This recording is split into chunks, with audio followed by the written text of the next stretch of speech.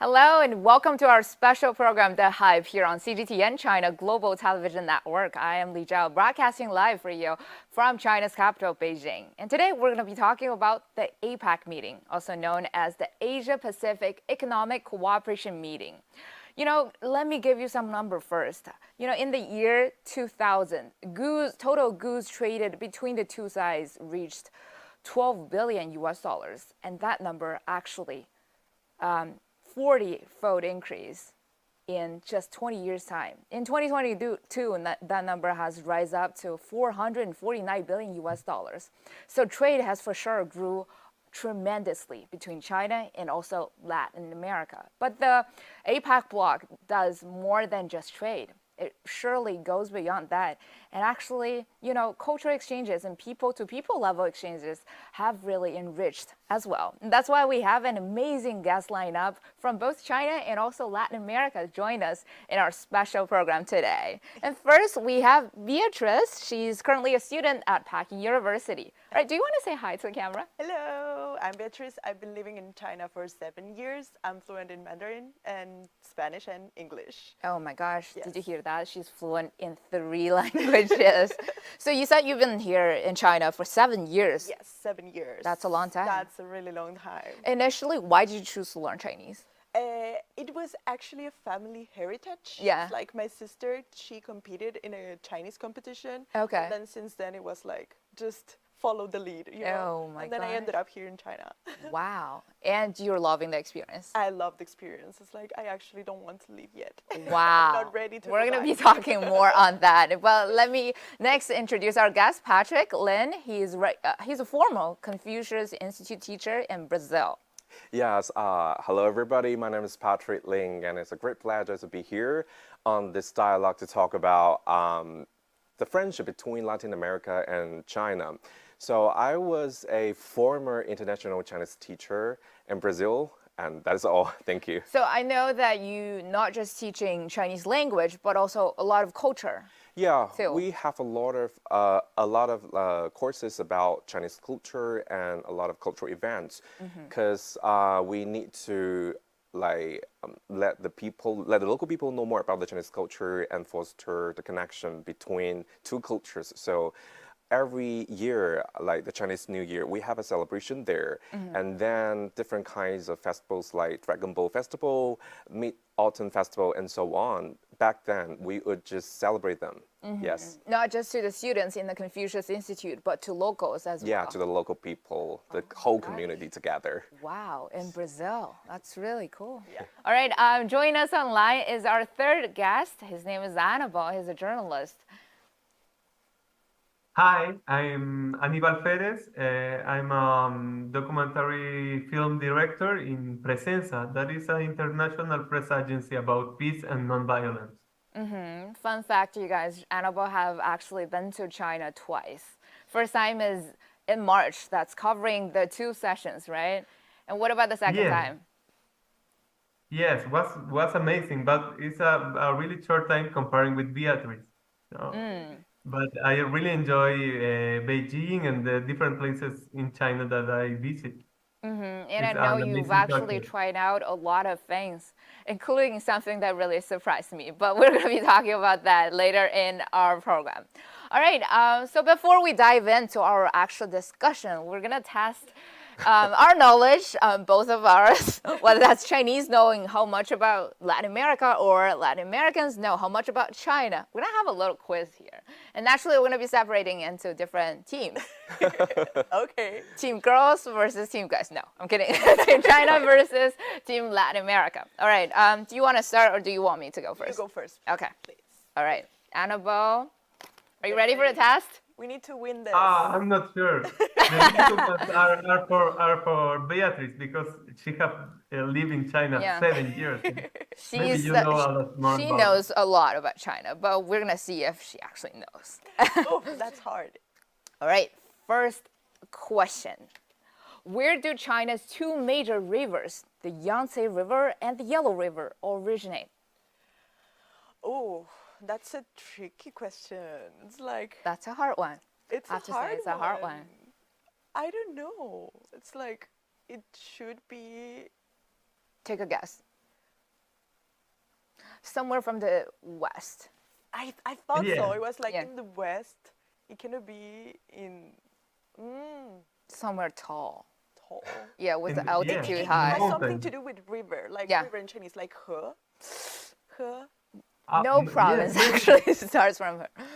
It starts. But it's a good guess, yeah. It's part of the name. Instead of river, it's sea. There's sea and Sea. sea. Sea. Annabelle? I don't know. It's in the mountains. I don't know the Yeah. exact place. That's right. Maybe From somewhere Hubei? with a high altitude, yes. Okay, It's let me not just give Hubei, out the maybe. answer. So both of the two rivers are actually originate from Qinghai province, Hai, the Qinghai. sea. High. The sea. Yeah, Okay. so the Yangtze River makes sense. originates from the Tanggula Mountains on the Tibetan Plateau in Qinghai province, and the Yellow River originates from the Bayankala Mountains in Qinghai province. So both in Qinghai province. All right, let's go to our second question. Okay, I'll go. I'll see if you actually know something about Latin America. Okay. Okay, how many major cuisine genres are there in China? We all know Chinese food is great. Yes, of course. I think it's She's 5? counting. 5. Okay, 5, 6, 5 or 6. What's your final answer? 5. 5. Okay. What about you, Annabelle? Oh, I don't really know. Just give a number. Because I know it's like 6, just following Beatriz. Okay. So 5 is your final answer. you're making me doubt myself. But I know it's like the south, What kind of cuisine do you know? Tell us. like Tian. You also have. Oh, I remember I studied this, but I don't remember the exact number. We talk about Like it's Sichuan. Sichuan, yes. Chongqing. No, Chongqing is not. Sichuan. Guangdong. Yeah, Cantonese. We call Cantonese that. Yeah. food. Suzhou. Suzhou, yes. Another spicy one. The spicy one. Guangdong. Sichuan. Spicy one. Hunan cuisine. Hunan. Yeah, not so spicy. We have Zhejiang and Zhejiang. also Shandong, Lu Cai. And also Fujian 7. cuisine and Anhui cuisine. So 8. 8 in total. Okay. And also 8 is a lucky number for Chinese people. Yes. So yeah. Ba ba ba and lu lu lu, right? 8 and 6 at 6.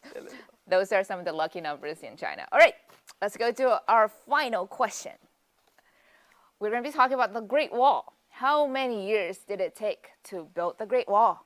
Whoa. That's a long time though.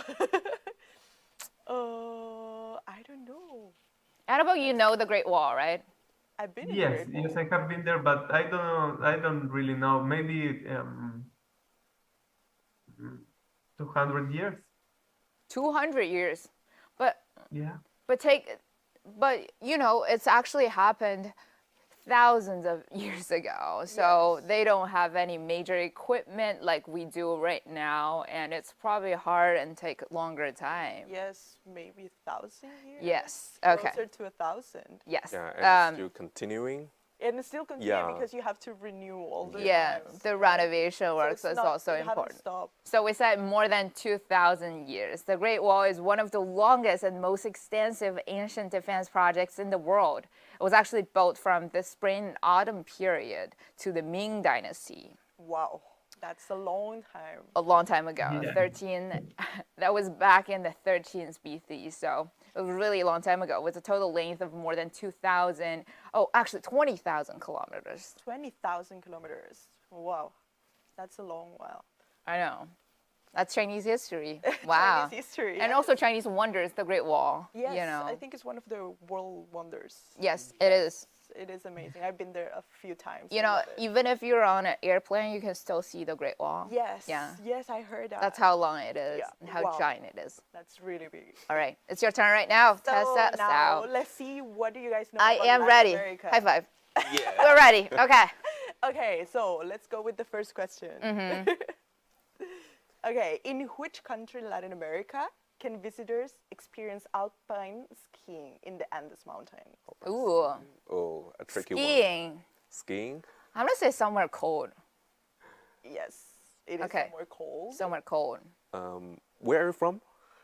I'm from Chile. So, Chile? Yes. Oh, yay! Yay! Yeah.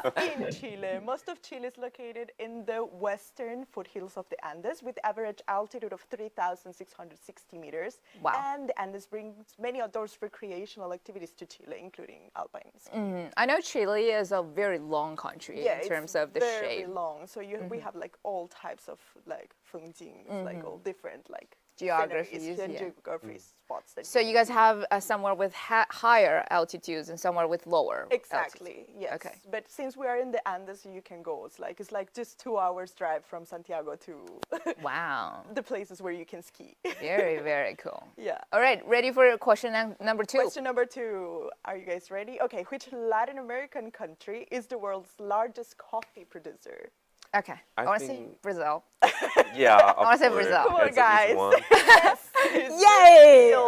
Brazil is the world's largest coffee producer, accounting for 1/3 of the world's coffee Okay. population. I think coffee Beatrice is production. going really easy on us. Yeah. We're testing her out with some of the hardest questions. Hard Chinese history, Yeah. you know, it's like. Well, China has a really long history, so, Yeah, so it's really hard Right. for us to actually memorize remember all of it. everything. It's like besides learning our own history, we have to learn all of a our lot of yours. All right, question number 3. Question number 3 is which Latin American country is famous for its ancient Inca civilization site of Machu Picchu? Ooh. Do you know that question? I don't think so. Which country? Let's just guess. I'm gonna say Peru. Yes, Peru. It is Peru. Because Peru is the whole city of It is APEC. Peru, yeah, the ruins of Machu Picchu, the remains of Peru's famous pre-Columbian Inca Empire in the 15th century, are a very important center of archaeological excavations in South America and one of the most popular tourist attractions in Peru. Wow. Yeah. There's a Seriously? lot of visitors there. I've been there. It's really nice. Wow. But you need to eat some medicines when you go up there because it's really high. Is it like make you dizzy kind of high? Yes, it's the make you dizzy kind of high. Wow. Yeah. Do you know the roughly, like the altitude, like how many meters? No, do you I'm know? not good with numbers, so I don't remember the numbers, but I know Okay. it's really high. I was in Tibet like a couple of months ago, and it's one of the highest point on the earth, Tibet. yes. So I can feel that kind of dizziness. Yes. Yeah, but yeah, You can feel that in Machu Picchu too. right. That's about it for our quiz, and right now I think it's time to really dive into our discussions for today. Because we have our guest, someone from Latin America and who's currently living and studying in China, and someone who's from China and also have experience working in Brazil. Yeah. And also someone who is a media professional from Latin America and have been to China. I want to ask you, what are some of the similarities in terms of cultures, in terms of civilizations between our two sides? Let's go to Beatrice first. Okay, so I think one of the similarities is that we also have ancient civilizations in Latin America. It's like you have the Aztec and Mayan and the Incan civilizations. One of the civilizations that influenced my country the most is like the Incan civilizations. We have like a place called like El Paso del Inca, that it's like a road, a trekking road, where there used to be a lot of commerce between like the Incan Empire and our small like Xiaominzu. It's like or small Tiny groups. yes, or small like civilizations, like small locations. So it was like I think the Incan, that's a similarity between China and Latin America, because in China you also have like a long history. You have one of the oldest civilizations in the world. So yeah. And also, I like how you're talking about the tiny blocks or the ethnic minorities, right? Yes. But they also do have some kind of civilizations as well. And really, all of these combined contribute to the same country, but diverse kind of range Exactly. of Yes. cultures, which is also same here in China because we have the majority Han ethnic group, and Yes. also we have 55 other ethnic minority groups as well, and all of us contribute to the same China. Yeah, Exactly. Yes, I think that's also a good point. Okay, of course. now let's go to Patrick. I know you've been living in Yes. Brazil for a year, Yeah. right? Seeing some of the historical sites and some of the wonders in Brazil as well. Tell us some of your experience. Okay, one of the things I find most interesting is how, despite being from two very different parts of the world, China and Brazil share so many similarities. For example, food is very important. Food culture, of course, we need to mention it. What kind of food, though? Okay, let me just dive into it. Actually, I'm Cantonese, but I'm crazy about having spicy dishes. Wow. And in China, we know Sichuan. The people from Sichuan are crazy about having spicy food. And then when I went to Brazil, I miss spicy food so much. Then in Brazil, there is a city called Salvador, known for its love for spicy dishes. I was so surprised, and the people there are so open-minded. And then I just feel home in Is it Salvador. the same kind of spicy though, compared to like Sichuan cuisine to pretty like similar. similar? Pretty similar, Yeah. and I just love it. And then when I visited Salvador, I was also struck by how much the city reminded of home. Not just because of the spicy food, but also because of the hospitality of the people there. Of course, the sceneries was absolutely breathtaking with colorful buildings that brought so much life to the streets. Wow. And just like in China, where people are known for being warm and welcoming, the people of Salvador were also very open-minded, friendly, and I felt this kind of connection between us. So, of course, I have a short video, self-made short video here to give you a glimpse of this beautiful city. And Point is self-made. Yeah. Okay, let's take a look.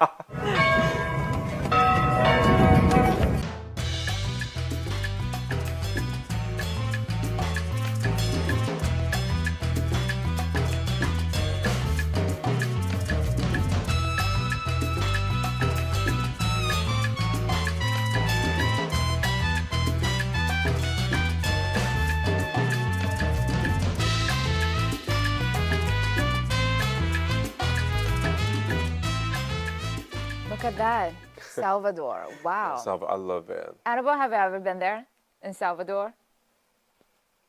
No? No, no. The videos Just want me in- to go there really bad. Wow. It's so much different from, It's really pretty. It's by the sea, right? yeah, it's near the sea, and you can see all different kinds of views and architectures there. Wow. course. That's amazing and very colorful as well. Yes, Colorful. it's very colorful. Super yeah. colorful with all those bright colors. Either that's very bright yellow or Yeah. very bright blue. I like that. Yeah, you will always have a good mood there, traveling there. Well, I'm always in a good mood while traveling. Well, now let's go to Annabelle. I know you've been, as I said, you've been to China for 2 times. And any similarities that you found? Oh, in China I taste a lot of different. I'm vegetarian, so I taste a lot of different mushrooms. Yeah. And in Chile we also have in the south a lot of mushrooms. We have different climates, so Chile is a very long country, and we have the mountains and we have the sea. So there's a lot of different climates, like in China, that is a huge country. So you have almost any climate there. I know that there's one specific kind of food that you're particularly interested about. What is it? Oh yes, fungus and mushrooms. I love it, and also tofu is very tasty in China. So is there the similar kind of mushroom that you can find in Latin America, though? Or No, they No. are very different, but we have a lot also in the south of Chile, in the zone that Mapuche people lives. There's very tasty mushrooms that grows in the forest. since And we're talking I about really food, and Patrick just mentioned some of the spicy food, I wonder, do you guys eat spicy? In Chile, yes. Yeah? I would Well- Not like Beatriz is saying no. not like in Mexico, but yes, we eat pebre. That is It's tomato and onions and also chili. That sounds really fresh, It's really fresh. but it's not like as spicy as. It's not like Sichuan spicy. Okay. Yeah. I think Sichuan is really oily kind of spicy, but whenever I go to, for example, like Mexico, some of the spice, I feel like it's more fresh than oily. Yes, Yeah. and also I think the spicy in Chile is more like sweet. Oh, I don't know if you understand. Sweet? Yeah, it's Sweet and like spicy? here in China, the spicy is more like it numbs your tongue. Yeah. But in Chile, it's more like it gives a kind of sweetness to the food. Wow. Wow. Yeah. Wow. What kind of spice is that? Wow. It's like we don't eat chili like here in China, like chili oil. It's like chili powder. We actually dry the chili and then we make a powder of it and then we add it to the food. Okay. I think we have chili powder as well, but it's different. It's dry spicy. Yeah. Yeah. Dry spicy. Sometimes the dry spicy makes food extra spicy. Yeah. You know. Yes. Which I'm pretty sure you'll be enjoying that, right? Yeah, of course. Yeah. Okay. So we're talking about some of the similarities, and now I think it's time to talk about the differences. Of For course. sure, we are thousands of miles apart, and there will be, I'd say, a number of differences that we share in terms of value, in terms of culture. What are some things that you guys noticed in particular? Let's go to Beatriz first. Okay, so I think one of the main differences is that we are a colonial country. We don't have a pure race or a pure ethnicity in our country. All of us define as mixed, most of us. And there are a few people that actually have like this ethnicity in their ID. Yeah. But since we are a colonial culture, all of our culture is like we don't have we're very open to hearing from someone else. Yeah. We are very open to new cultures because we are used to being mixed. We are used to having like different influences in the way we think and in our religion or all that stuff. So whenever someone comes, we are very open and welcoming and we just let them be. It's like, okay, whatever, welcome. It's like, Right. and I think that makes kind of Latin America a very warm country for people who comes to visit. Yeah. It's like everyone who goes there always says that they feel extremely welcome. Yeah. And I think in China, it's people tend to be a little bit distant within each other. It's Yeah. not as us. It's like we completely embrace them as part of our family and No, you're welcome. really depends on who you're talking to. If you're Yeah. talking about the old aunts and uncles, they're super friendly. They ask, "What did you eat for lunch?" Even if they don't know you. Have you eaten? Yes, Yeah. but I think that's also because you guys, we have like a very a cultural barrier that is like language. Yeah. And Latin America is like whatever. It's like welcome. It's Yeah. like, and you come with your culture and you're welcome too. you know? Right. I think that's one of the main differences. I think that kind of welcoming vibe is not just because of the mix of culture, but also depends on personality as well. That kind of, Yeah. I think you guys are very open-minded. Yes. Yes. When it comes to tourists, you guys are super friendly, Yeah. willing to having us to know more about whether that's food, whether that's, everything from, head to all the way down to your shoes. What's your feelings in Brazil?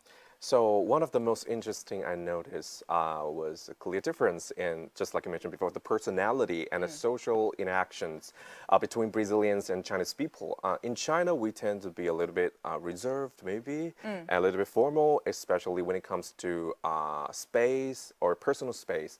In contrast, Brazilian peoples are, incredibly warm and expressive. They don't hesitate to get close, both physically and mentally. I have an example. When I first moved into Brazil, or when I first worked there, I needed to move into a new apartment, right? So I didn't have any friends back then, but I have to introduce one of my friends here, whose name is Simone. We have a picture here. Hi, Yeah. Simone. Hello, Simone. Back then, she had just moved in as well, and we don't know each other at all at the very beginning. But one morning, I just found a note on the floor telling me not to forget to have meals, and then she prepared an amazing breakfast for me. We have another picture here Wow. with hot chocolate, bread, and watermelon. And I was honestly so surprised by her kindness, and it's something I'll never forget. It's Wow. really great. I like how you said people there are expressive, right? Especially with the way you guys Yes. greet each other. Tell us more. Actually, another thing I want to talk about is how Brazilian peoples greet each other. In China, normally we greet people with a nod or a handshake, Yeah, handshake, like yes. this. But in Brazil, people are prompt to do like a cheese kiss, and which they call it a beijo. A beijo? Okay, it's Portuguese. And then I remember when I first know Simone, she always, just greet me with a cheese kiss. Yeah. I was a little bit uncomfortable back then, and even sometimes she would just kiss my neck, like, Oh. okay, a kiss on the neck. Yeah. I was a little bit uncomfortable, but over time, I was getting used to it. And I feel this kind of way of expressing a care and connection, it's actually good, very good. We can be closer, why not? And then I just feel that this experience taught me that, like, while our approaches might differ, but the desire to be closed or to showing care is universal. So that's really great experience for me. I want to ask you this, Beatrice, because the first time when you came to China, I know you have this kind of cheek kiss Yes. greeting. And not only cheek kiss, sometimes we even hug the person. It's Yeah. like complete hug. No, I think hugging is also pretty usual here. But it's like cheek kiss Yeah. with the hug. Oh, cheek kiss. It's all Oh, together. Ooh. That's a lot. But anyways, when you first came to China, do you greet people with a kiss or? I mean, when you first arrived to China, you try to, but then when you feel the rejection, it's like, hey, what are you doing? It's like when you go and say hi to someone and they don't have the same like Yeah. customs as you. Yeah. You just go and say hi, and then they are like, hey, what are you doing? And then they put the hand, and it's like, okay, so you have to get used to that. Yeah. Yeah, but it's a cultural shock. Right. Yeah. It's definitely a culture shock for the other people as well. It's Yes. like, he'll probably head back home and tell his mom, oh my gosh, I met a girl who's trying to kiss me, to say hello. Yeah. And I was the same with my mom. It's like, I tried to say hello to her. And then he she shake was- out his yeah. hand. Yeah. What are some of the culture shock that you experienced here, Aníbal? Yes, I have feel the same, but like Chinese people know that we are Latin, so they say, okay, I will hug this guy. It's no problem. Like he's a foreigner. Yeah. Oh, so a lot of people look at you and say, oh, he's a foreigner, so I hug him. Yes, yes, I think that's it. It's like, you guys are Celebrity. really comprehensive with us foreigners. It's like, yes, they're foreigners, just let them be. Okay. If they want to give us a cheesecake, okay, sure. Hug, yes, fine. Next time we'll shake out your hands as well. All right, I think that's, we talk about personalities, right? We talk about how you guys greet each other. We greet each other in different ways, but I think our minds are alike. We're really welcoming to people who Yes. come to our country, Yeah, of and we want them to really know more about our lives as well. Yes. So talking about everyday lives, I know that during your stay here at Aníbal, you actually try out some Chinese medicine, which is part of our daily life. Tell us some of your experience with China's traditional Chinese medicine. Oh yes, when I go there, I have a little skin problem here in my neck. Yeah. And when I go to China, I go to a huge like natural pharmacy, and the doctor give me a mix of different plants, Yeah. and I start taking it, and I really get better. Wow. And also then when I come back to Chile, I start having acupuncture and yes, I developed that in Chile. Acupuncture is like legal. Is in the health system. I prepared a little video about it because a few days ago there's a new policy that make this collaboration between Chinese medicine and Chilean medical system deeper. So if you want, we can see it now. Okay. In Chile, acupuncture has been recognized and regulated by the Ministry of Health for more than 15 years. Thousands of Chileans receive acupuncture treatment, and the number of people is increasing. A few months ago, I interviewed Ms. Wang Youshen, who wrote a book on traditional Chinese medicine. And she told me that she had met a Chilean woman who went to China to cure her illness with traditional medicinal plants, which are difficult to obtain in Chile. On Wednesday, October 23, a new complementary health policy was launched at the government palace in Chile. This policy promotes the use of traditional Chinese medicine and other non-Western medicines. After the speeches, a Qigong class was held for the authorities who attended.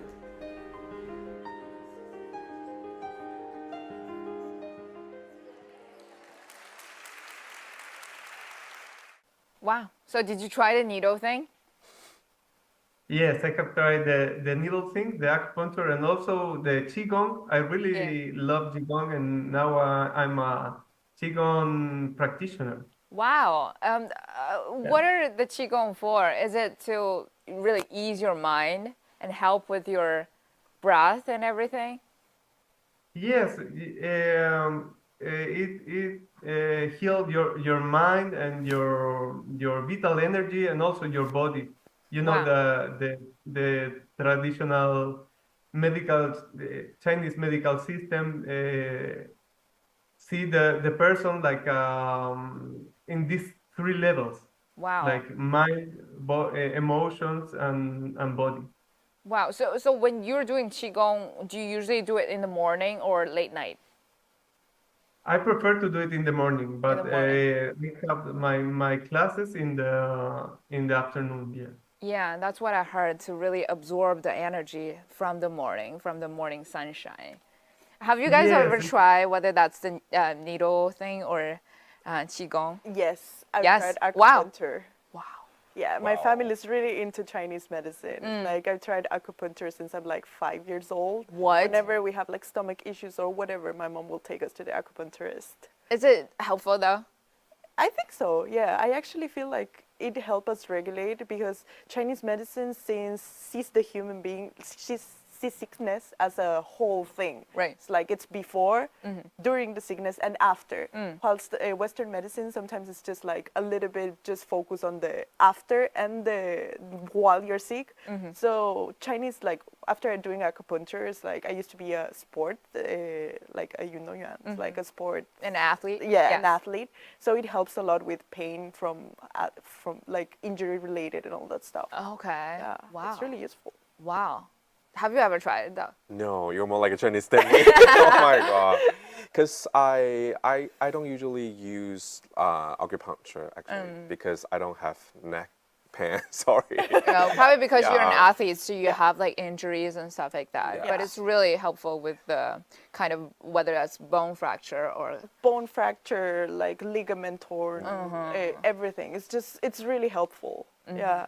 Now, speaking back, I guess, since you've been here for 7 years, Yeah. witnessing a lot of the changes for sure Yeah. in terms of cultures. We have, growing singers, idols coming out, while at the Yes. same time, I think growing of social media also popping up. Yes, social media platforms is like in Chile, it's really big right now. Like social media platforms, we use different Chinese social media to look for fashion inspiration. Wow. Like I don't know, TikTok, Xiaohongshu. We look for our nails or fashion or just like makeup. Even related. back in Chile, Even back in Chile. your friends who have never been in China before, they still use. Yes, it's like it's really popular in social media to Okay. see trends that Yeah. are like a little red book makeup, and then you Wow. see all this like that's very Chinese, make your eyes bigger and put the agiosal and all that stuff.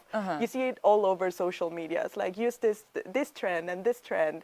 And then also you have like idols, like with the coming of the K-pop culture, C-pop also got like super big in Latin America. We have like huge stands for different bands, and yeah. I have to ask, who is your favorite one? Jackson Wang, of Jackson course. Wang. Yes. You know Jackson Wang?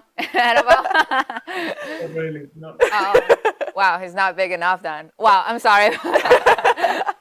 Anyways, if we want to talk back to Xiaohongshu, the little red book, I use that every day, every single Yes. day. So for your friends who are in Chile right now and will use this kind of, whether that's TikTok or Xiaohongshu, to look up fashion inspirations, do they use the English version or just the original Xiaohongshu? We don't use the version. It's just like, I think what happens in Latin America or in Western cultures is that Chinese people that live abroad Yeah. translate the content into English. Okay. And then you can find it in our own platforms. Okay. So we find inspiration from those platforms Got in it. our own social media. That's how it works. So Chinese people does a lot of work. I think when you were in Brazil, certainly you do a lot of this thing, you know, translating some of the popular Chinese content back to people who are in Brazil.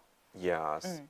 Like in Mandarin, Chinese, and Portuguese, 3 different languages we need to do. Wow. Yeah, a lot of work. But what about your work in the Confucius Institute? I know you also work as a teacher, and I know you go out and experience yourself as well. Tell us some of your everyday life while you're there. And of course, at the Confucius Institute, we regularly hosted a variety of cultural events, such as the Chinese New Year celebrations and the Chinese Film Festival and so forth. And of course, these events provide a great opportunity to share Chinese traditions with the local community. And the highlight was our collaboration with the local Brazilian martial arts school, where passionate Brazilian students performed Chinese martial arts and also dragon and lion dances. And I have a video here. Wow.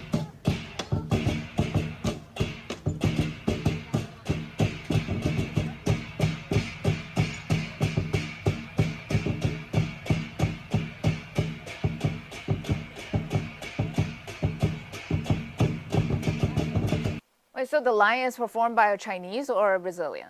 Brazilian. Wow. All Brazilians. Oh my so gosh. amazing. Yeah. They're so skillful and confident in performing this kind of, action. But more importantly, like, who brought the lion there?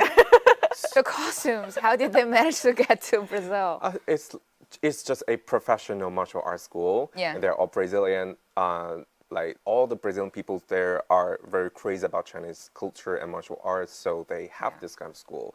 So though the teacher are Brazilians, they just know more about the Chinese culture than me, actually. Wow, Yeah. the lion dance. Yeah. Annabelle, have you ever seen the lion dance? Yes. Yeah. I really love the lion dance. Yes. Wow, okay, And here's a also quiz for you. the How dragon- many people do the you need dragon to perform as a lion? Two Two? for you have 2 lions, so you need 4 people. Yeah, For one for the person. head and one for the bottom part, right? 2 is Yes. right. Sometimes we do 3 as well, like one in the middle to really stand up for the Oh, body. really? Yeah, Wow. for the body part. If it's a giant lion, if it's a tiny lion, then you just need 2 people. Yes, I have seen those ones with 2 people, and the lion open and close the mouth and the eyes is really amazing. It's really funny. Interesting. So aside from martial arts, what are some of the interesting examples while you're teaching? Okay, so another aspect of my work in Brazil actually was teaching a Chinese interest class at a local elementary school. And in this class, we introduce young students to some basic Chinese characters and some cultural elements. And of course, like children's everywhere, their favorite part of the class would be playing the games. Yeah. So one of the games that become an instant hit back there was Eagle Catches the Chicks, which is 老鹰捉小鸡 Have you heard in of that Mandarin. game? Never Heard it heard of before. that. Oh, It's a it's like, traditional I think Chinese- every Chinese knows that game. Yeah, Okay. and I have a video here to Okay, share. to show our audience who Yeah. doesn't know what the game is about.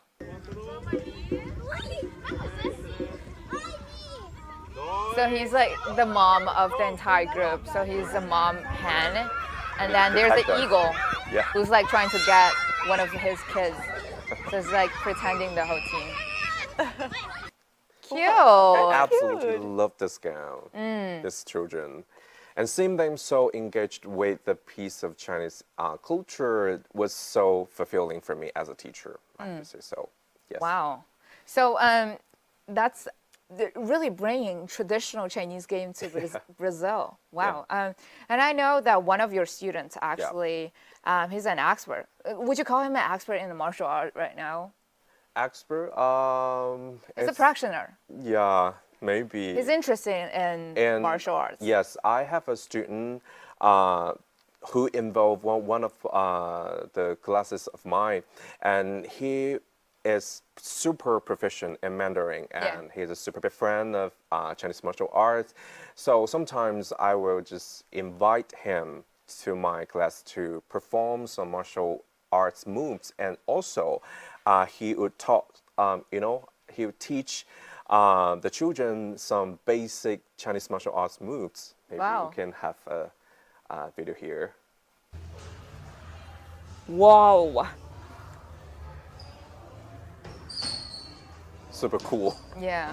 It's really cool.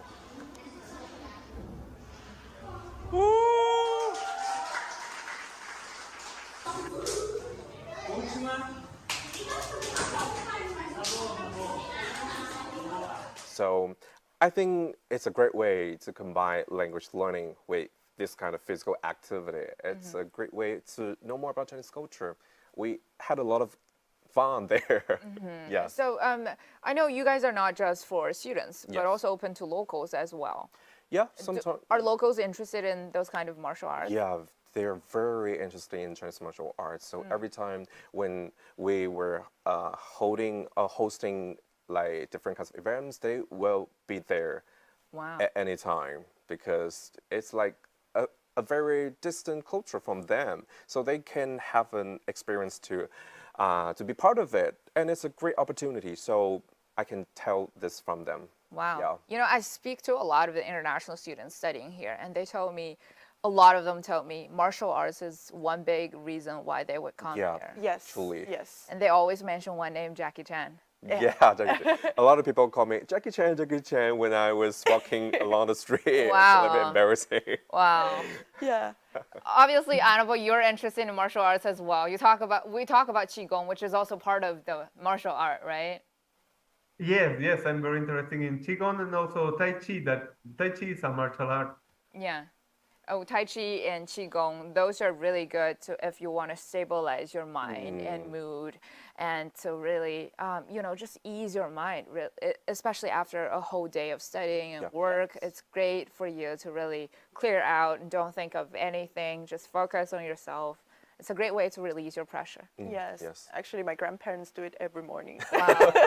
They love doing Tai Chi in the morning. Yeah. Yeah. And like in the morning when you decide to go out, that's a kind of, great move already. Instead of staying in your bed, oh my gosh, I should probably try Tai Chi as well in the morning time. All right. So you guys all have experience both in China and Latin America. And for you, I know that you have something out for your memories, right? Yeah, here I have postcards for you. Oh my gosh, our gifts. Yeah. Sorry, Annabelle. Sorry, You're not Annabelle. here. Because you are attending virtually, I cannot give it to you in Wow. person right now. But when you visit China, I promise I will give it to you in person. Please come to China. Okay, I will tell you. Wait, you said this is handmade? Yeah, totally 100% handmade. So you took all those photos? Yeah, I took all the photos and I have written some of the book reviews on the back of the postcard. Oh, from the back. Okay. Yeah, here. Wow. Because I think, one of the cultural products here is a set of postcards. Yeah, because after returning to China, I compiled the photos I've taken and combined them with the book reviews I wrote in Chinese. And of course, the idea behind this project was to merge two elements that are meaningful to me, the visual beauty of Brazil and my love for reading Chinese books. And I designed this postcards as a way to share my experience and insights both photography and literature, hoping they can serve as a small bridge between our cultures. Yes. Wow. Did you read these? Like the thing he wrote on the back? Yes. It's deep. Yes. I just Sorry No, about that. that's not sorry. That's nothing to be sorry for. But like, I want to share with you guys. Okay, this is what he wrote. So just being born in this world and living in this society requires a lot of efforts and energy to counter and balance the things that left from historic ancients. That's deep. That's really deep. Yeah. Just some random minds or thoughts when I was reading that book. Actually, it's very creative. Yeah. Yeah. Thank it's you like, very much. I hope you guys like it. Thank you so I much. love I think it. he's more than just a designer. He's a philosopher. Yeah. Okay, it's also And very also an creative. artist. What's you're that? a very Sorry. nice photographer. Yes. You're Yeah. also an artist, a very nice photographer.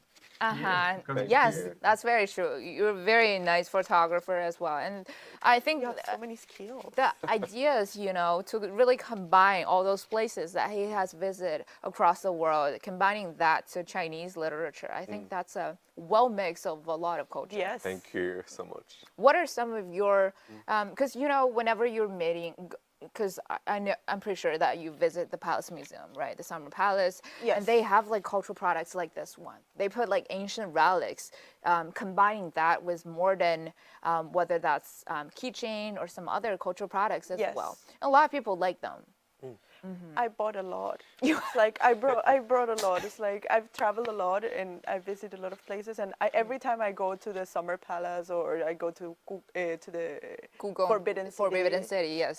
whenever I go there, it's like I buy everything in case I have to travel and I have to meet someone new to give them away because Wow. it's something. It's so Chinese, but at the same time, it's useful. You know, it's like so it has the Chinese essence, but at the same time, you can use it in your daily lives. Like put a magnet over there that's also a bottle opener, or a keychain that can helps you like track where your keys are, or I don't know, just like a hairpin that is useful, but at the same time is pure Chinese culture. It's Yes. really cute. It's useful, and then combining Chinese culture, and then it's great for gifts as Yes, well. for gifts, it's like people love them. Like my family love all the Chinese gifts I give them. It's like, oh, I can't believe how come Chinese people think of it. It's like it's So so cool. creative. It's so creative. Why did they put this as a hairpin? Where did they make this into a hair chain? Exactly. It's like how they come with this amazing ideas that we couldn't think of. Yeah. Annabelle, when you were here in China, did you buy any Chinese gifts to your friends or families? Yes, I buy a lot of Chinese gifts. A lot of. Tell us something that I- you purchase and people love there. I bring different stuff for my cats Yeah. and my brother cats, like little toys and little things.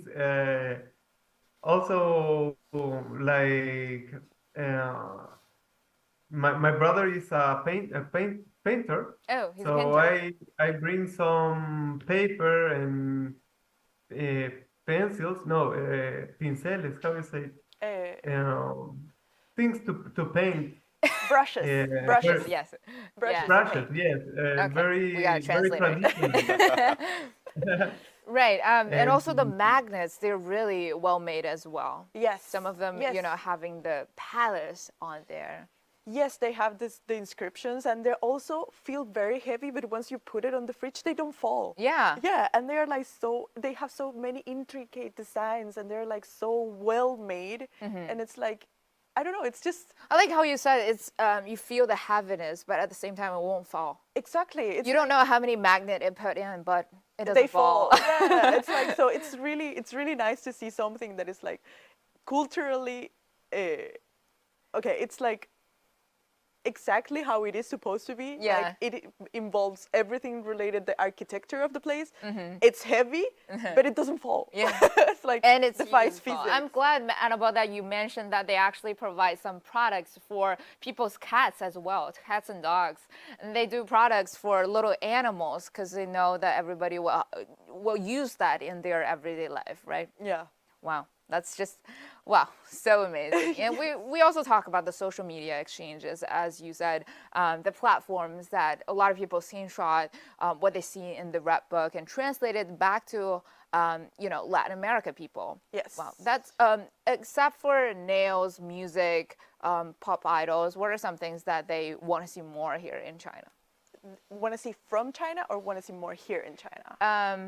I guess both. I want to know both. Yeah. Okay, so it's like things that we like to see from China is also about like all these useful products that Chinese people make. It's like it's really trend in social media too to see all of these tools or gadgets that are useful for your daily life. It's like, I don't know, like for washing your dishes or for putting makeup, or well, since I mostly consume makeup content, so it's like my algorithm is mostly makeup, but you also see things for cleaning the windows that you don't see in Latin America. It's like those are designs that you don't see. It's like they're very clever and they're very useful.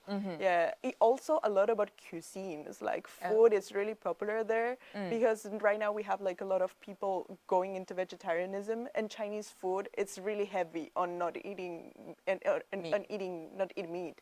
Like eating tofu and all that stuff. So sometimes recipes like the cucumber salad, that is super popular. It's like they put a cucumber and they put like a vinegar and all that stuff and all the spices, and then just let it ferment, and then you eat it after a while. Yeah, that's super popular there too. Or fermented vegetables. Fermented vegetables, yes. And the cuisine is also, it's like people want to see what Chinese people eat, because our cuisine is like, compared to Chinese food, it's a little bit plain. Like we don't use as many spices as you guys do. So sometimes it's like we see content of, I don't know, let's make a stir fry of vegetables and chicken. So it's like cuisine is also a big content that you can see in social platforms there. Who doesn't like food? Yeah, right. That's true. Okay, and also I think Taobao right now has really go global right now, and the global market is called AliExpress. Yes, right. AliExpress. I think in Latin America is not as big as Mercado Libre, but it's certainly getting popularity. Yes. Here is getting popularity. Mercado Libre and other apps that where you can buy stuff very, very cheap and very, very fast. I think before our live, Beatriz and I were just talking about, I asked her, do you know that Mercado Libre actually have factories in China as well? Yes. Which is surprising now because they import a lot of products from China, all the way to Chile, to Brazil, to other Latin American countries, which is surprising to learn, because how did they manage to get the logistics and transportation work? I honestly have no idea about it. It's so far away. It's like, how do they even do it? I know, but I think it's because of the APEC framework that gives a lot of convenience to the platforms, really offer them an opportunity to shape out their products and to, I say it's a kind of collaboration to get to know more about each other. Yes. And Aníbal, let's go back to you, because you're the journalist, the professional here. Talk us into the role of media here. What are some of the ways that, I guess, Chinese media portraying Latin Americans and also Latin American media is portraying Chinese? Oh, I think that our role is very important because we can put our people together. You know, we are very far away, and now we have this amazing opportunity of talking that our fathers or grandfathers, that was impossible for them. And we can travel and go directly to the other civilization. Yeah. And our journalists, we can tell our people and show what's going on there and what's our difference and our similarities. And I think it's very important to start being together and become just one human civilization. And I think it's more important for you guys to really come to China and to learn about that yourself. And then whether you're writing reports, taking videos, and showing that to audience back home, letting them know what is really going on here in China. Maybe they'll be intrigued, and maybe they'll choose to living and study here. Yeah, well, that's actually something really big here too. It's like in Chilean social media, you can also see some influencers that show their life here in China. So, Yeah. like, while they go, like they come here for a study, I don't know, an exchange or Yeah. just to study languages, and then you see them getting big on social media because people want to know what their life is like here Yeah. in China. It's like, oh, I'm here. It's like I'm with these old aunties and these old uncles. Yeah. We're all sharing like a beer in this place. So Right. it's like it's super cool. It's like people are actually interested in knowing what is going on. What is the daily life of a foreigner student here in China? And not just, I think, popular among foreigners, but also within the Chinese community, because we're surprised to learn how they like our food, how they like about our life, you know? Yeah, exactly. How they're adjusting to this kind of culture differences. Exactly. Yeah. Wow. I think it's super valuable that you have that kind of content because it shows you, it makes the cultural shock of coming to study here or coming to live here a little bit easier, because at the end it's like, yes, it's going to be a little bit hard at the beginning, but then once you are into it, Yeah. it's like you have the time of your life. It's like Sure. you can go outside and eat so much delicious food that you can find here in China, and you see all these videos of people doing it, Right. that it also makes other students to want to come to China and Yeah. want to come to try out what is the life like in here. Another thing is, whenever I'm talking to all those students, one time I was talking to a Cuban girl, and she's like, oh, okay, so you got to try this dance. Because in Latin America, I'm assuming all of you guys can dance a little bit. That's kind of stereotype I have for Latin Americans. And she's like, you got to try this kind of dance. It's Cuban. So I followed her to a local Beijing dance school, and it's actually taught by Cubans. Yeah. They have Cuban teachers showing you how to do salsa. What is the other kind of salsa dance? Oh my gosh. Merengue, Bachata? bachata. Bachata, yes. Bachata. Okay, my Spanish is growing today. I know something more than bienvenido a China. Bachata. Bachata, yes. And you can do couple dance as well. Yes, couple dances are really a big thing. It's like all of our parties are like couple dances. You Wow. go to the club to dance as a couple, and Okay. you also have we also have a lot of clubs that are like salsa places where you just go and dance salsa the whole night, and then you have the time of And your here life. in Beijing as well, do you know that they have like salsa specific, not just dance school, but also clubs as well? Yes, they So do. see that kind of culture. You see that kind of culture integration. here too. It's like you have Latin parties, like reggaeton everywhere. It's really popular. And the thing is, like, you might think that only foreigners go to that kind of parties, but you see a lot of Chinese people too enjoying to our Absolutely. music, and that makes it so lit. Literal, it's like so good. You know, for Annabelle, releasing is doing qigong, and for us, it's probably doing Cuban dances and like bachata and everything. Okay, so since we're coming to an end of our show, really, and I want to invite our two guests who are joining us on site to really stand up and maybe stretch a little bit, want to dance a little bit. Annabelle, if you want, you can join us online. Okay, let's just finish this with a little dance. With a little Because dance. we talk a lot of things, not Yes. just about salsa dance. We also talk about food. Yes, Food. Okay, but food. it's really good. Okay. Okay, why is everybody being so shy? Okay, we should probably... Okay, the music, I like this. Okay. Okay, we have that kind of Latin American vibe going on. We also talk about exchanges, you know, whether that's language exchanges or culture exchanges. Also, I think Annabelle... Okay, he's looking at us He's right looking now. at us, yeah. Okay, are we doing good? Aníbal, Come on, just a Ooh. little bit. join us. All right, with that, I think it really comes to the end of our live stream for today. It's a special program here on CGTN, and I am Li Zhao, broadcasting to you from China's capital, Beijing. Thank you so much for tuning in, and until next time, bye. Bye.